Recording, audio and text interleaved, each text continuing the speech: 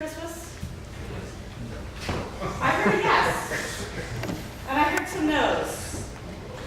Are you more ready for Christmas to be over or to be gone? Both.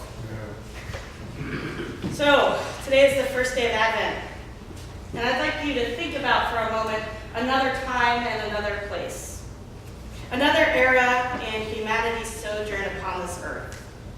In these days, in the ancient days, before the dawn of Christ, people noted, as we do, the turning of the seasons. As winter came on and the days grew shorter, a fear and dread fell upon the earth. The sun was going away, never to return. They determined to woo the gods by turning all of their attention to the shortening days and slowing down, ceasing their work and allowing daily activities to come to a standstill. They took the wheels off their carts and adorned them with greenery and candles and brought them indoors. As the solstice passed and days began to grow longer again, they held festivals, celebrations to mark the triumph of the sun over the threatening darkness. No one knows, neither the angels in heaven nor the Son, but only the Father. Keep awake, you don't know on what day the Lord is coming. Be ready, the Son of Man is coming at an unexpected hour. No one knows. Keep awake. Be ready.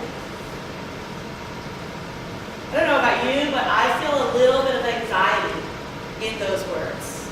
The writer of the Gospel of Matthew, has Jesus speaking words of urgency, dire warnings. He might have been one of those ancients, warning us about the departing Son. Matthew, out of all of the New Testament writers, was the one most concerned to connect the story of Jesus to the roots in the Hebrew Scriptures. He tells us again the story of Noah by his lights, a story of inattention, carelessness, misplaced priorities. We can almost see Matthew shaking his head. We can almost hear him murmuring, they should have been ready. How many of you went Christmas shopping on Friday? None of you did any shopping on Friday. Betty Sainer, raise your hand. My goodness, we are in church. I don't know what I'm going to do with her. This is the time of year when Americans go crazy, spending their money, shopping, tearing the mall apart. Stories we've heard, I don't watch TV anymore, thank God, but stamping of people in stores. We've heard those stories, right? Did they happen this year? Anybody know? Yeah. Stamping of people just for presents for their family members. So let's be clear about something. You can be reasonably sure that Matthew is not worried about our decorations, our baking, our gift purchasing, our wrapping, Christmas paraphernalia having been evident in retail establishments for, I don't know, since August. We can't say that we weren't warned. We are comfortably sure this is not what Matthew was talking about. Despite the classic explanation of Advent as a time to prepare for the celebration of the birth of Christ, we can also be reasonably sure that Matthew is probably not referring to that observance either. Matthew is not one for the picture postcard view of Christmas. He's not the angel and shepherds and the glowing babe type of guy. Matthew's the one whose Christmas story includes Joseph giving serious consideration to the idea of bailing out before it's too late.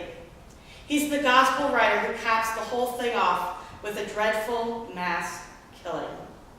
And the Holy Family turned into undocumented immigrants in Egypt. We can be comfortably sure this can't be what Matthew is warning us about. Then two will be in the field, the one will be taken, and the one will be left. Two women will be grinding meal together, one will be taken and one will be left. Now that rings a bell. Most anyone who reads these phrases recognizes that something else is going on here. How many of you have seen the movie Left Behind or read the book? They've made an excess of $1 billion talking about the end times. They successfully planted a particular belief in popular consciousness, so successful that many believe it is the Christian belief. It's tempting to say, the rapture. That's what Matthew wants us to be ready for. Now, I'm going to say that there's a problem with that image of the end of the world. This whole concept of being left behind, of the rapture, really wasn't born until about 180 years ago from today. The idea that Christ would return at the head of an army, ushering in Armageddon, and that true believers would be spared the final tribulations by being whisked off to heaven. That was the brainstorm of a 19th century man named John Nelson Darby. In the 1800 years of Christian theology before that, no one had ever held that position. In fact, United Methodists still don't hold that today. Ironically, it's probably a similar movement. Folks with a particular specific theology that could predict the date and circumstances of Jesus' return. That's probably, in my idea, exactly what Matthew is trying to combat.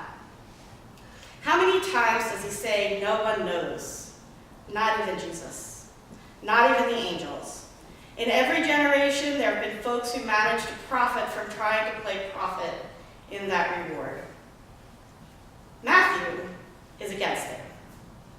He reminds me of one of those old-time country preachers who says, beware of anyone who claims to be able to tell you what's happening in heaven, let alone the temperature of hell. No one knows. Be ready. Keep awake. But for what? What is the vigilance that Matthew is talking to us about? One writer said, this is not the second coming of Christ.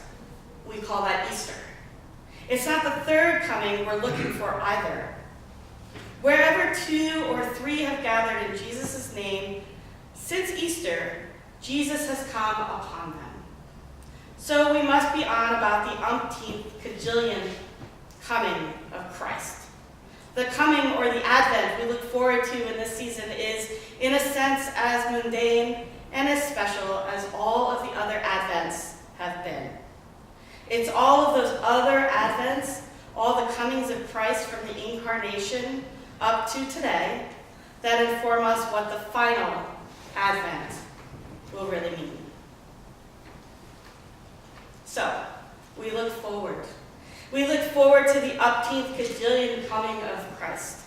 We look forward with the entire church, the cloud of witnesses of the past, the present, and the future, to his reign of justice and peace. And we are back with those ancients, gazing anxiously at the darkening skies and wondering, worrying, asking, has peace gone for good? Is justice a thing of the past or a thing of the imagination? We kindle our wheels of fire and find ourselves longing for an Advent unlike any other. We wonder when the Lord will be coming to set things right again. We wonder, how can we possibly be ready? What exactly do we need to be ready for? And we wonder if we dare to hope.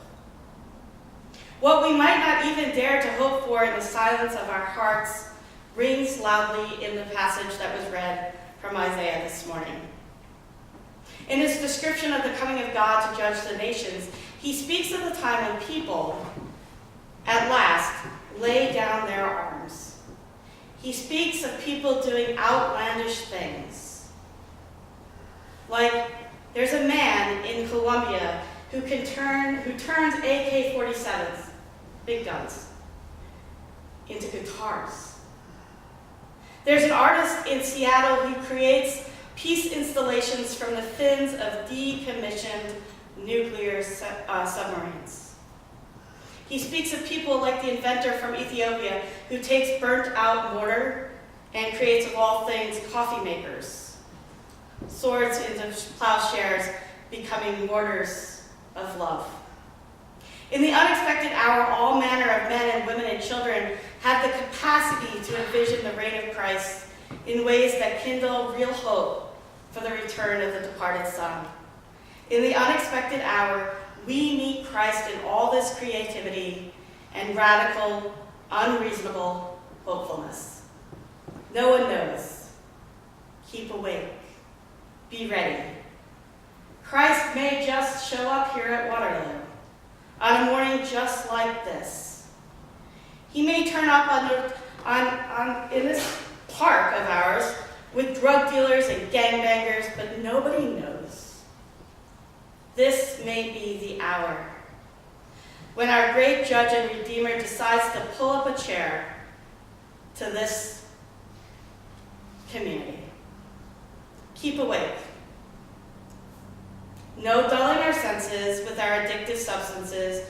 No numbing out through shopping, sleepwalking by keeping busy. Stay awake. We need to be ready. We need to be ready to see Christ in the least of our brothers and sisters, in the homeless people asking for change, in the skateboarder who almost knocks you down, in the prisoner for whom we might buy a toothbrush. We need to be ready to see the face of Jesus in that one person in the world who drives us the most crazy. Think about that. The person you despise the most in this world. Just think about it for a moment. It's already boiling in your blood. That could be the Christ. How do we love that person? How do we become ready to see Christ in all that we do? We need to be ready to greet him at the very instant of time, whether it's reading the newspaper, whether it's surfing the web, whether it's laying in bed drinking your coffee. We need to be ready. This is the unexpected hour. Thanks be to God. Amen. Thank you.